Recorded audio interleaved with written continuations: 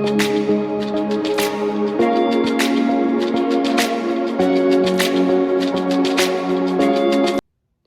guys, my name is Stacy and welcome back to Cosmic Life. I'm going to be talking about the astrology for the week of February 19th, so let's dive in. As we start the week on Monday, we're going to see the perfection of the Chiron North Node conjunction. It has been building up over the past month, especially as they have been traveling close together. And we see them officially come together at 16 degrees of Aries. We have been repeatedly talking about the focal point of healing and the wounds that we need to let go of in order to move forward, as well as focusing on our individual self and what's true to our identity and who we are. And this perfection of the conjunction happening is really going to put it in our face as to what we've been healing or what we need to heal in order to keep moving forward and in order to live our authentic life. And the interesting point about this conjunction is that we started seeing the energy happen between 15 and 19 degrees of Aries. And we have a solar eclipse on April 8th happening at 19 degrees of Aries. So I feel the message is if we do the work and, heal our wounds and work on, being more authentic to our true selves, we can see a new beginning happening during that eclipse. So it is a strong energy and one that's going to be, still lingering in the background to focus on ourself, our healing work, and letting go of what no longer serves us in order to keep going forward and progressing. During the week, we're going to see Venus and Mars very close together, and they will come to a conjunction on Thursday. Normally when the cosmic lovers come together, we're looking at passionate, loving energy. However, this is happening in Aquarius, and Aquarius is not very lovey-dovey. Aquarius is more community and people focused and friendship focused and, our surrounding networks, and Venus and Mars operating in in that kind of energy is more about what's good for the people, right? But the conjunction is not only happening in a not so loving energy, but it's also squaring Jupiter in Taurus. And Jupiter in Taurus has been showing us what it is that we value and what is going to bring expansion in our world. And Venus and Mars coming to a square to Jupiter is going to make us question, what have we been so passionate about and driven towards and putting maybe our loving energy towards? Is it bringing value to your life? Is it giving you opportunities for growth and expansion? Is it good for the people around you? This could play out in a way where you could be in a relationship that maybe, people around you aren't so very supportive of. They see that it's not really good for you. And you may pick up on that kind of energy. Or, in a financial aspect, you could be seeing, maybe you've been overindulging. And, that Mars energy is going to require you to take action to maybe course correct, so to speak.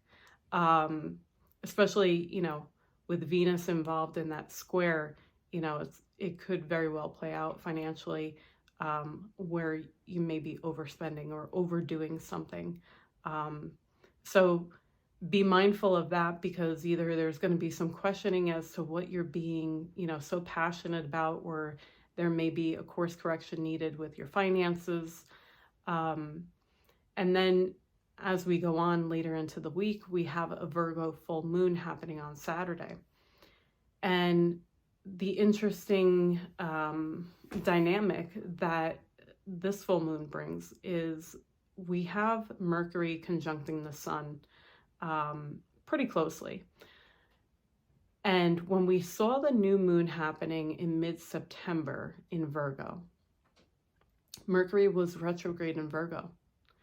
So the details may not have been clear, or you may have been told something that wasn't necessarily true.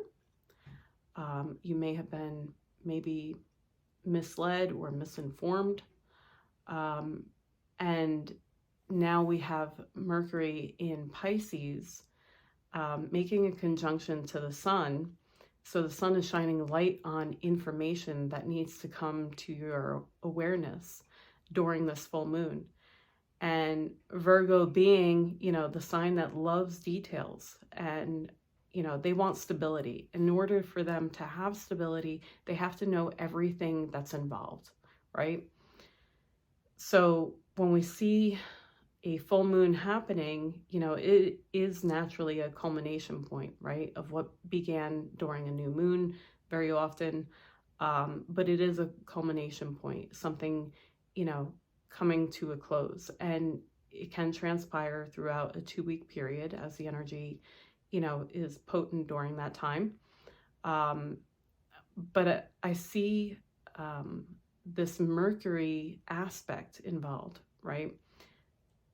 When we have Mercury retrograde in Virgo, okay, back in September during the new moon, and now it's in Pisces, which is, very deep and a spiritual sign, but also about endings. So I see this as a flip of the script kind of dynamic to the full moon. Because you may have been misled or misinformed in some way. You would have to take a look at the Virgo and Pisces area of your chart to see, what areas are being highlighted in your life during this full moon and how it may play out. Nonetheless, I would be careful about whatever may come to the surface and take a look at the finer details, which you may not have had an opportunity to do in September. So now is the time to really look at all the information that's being presented to you and properly evaluate it before moving forward. So a very dynamic week yet again. Full moons always bring, something to our awareness. So you may not feel it exactly on Saturday. You may start feeling or start seeing certain things come to your awareness on Saturday that need to be dealt with over that 2-week period. And as I always say, it's just a week. We will get through it. There is more positive astrology as time goes on, especially during the first few months of this year. We have a lot of conjunctions happening and a lot of support for growth and expansion in our life. So I will be there to talk about it every week as we go on. If you found this helpful and insightful on, how to prepare for the week ahead, please feel free to like, share, comment, and share your thoughts. If you want to find me on Instagram, you can find me at Cosmic Life Astrology. And if you don't have a birth chart and you want me to do one for you, you can email me at itsacosmiclife@gmail.com. Have a great week, everyone. Enjoy.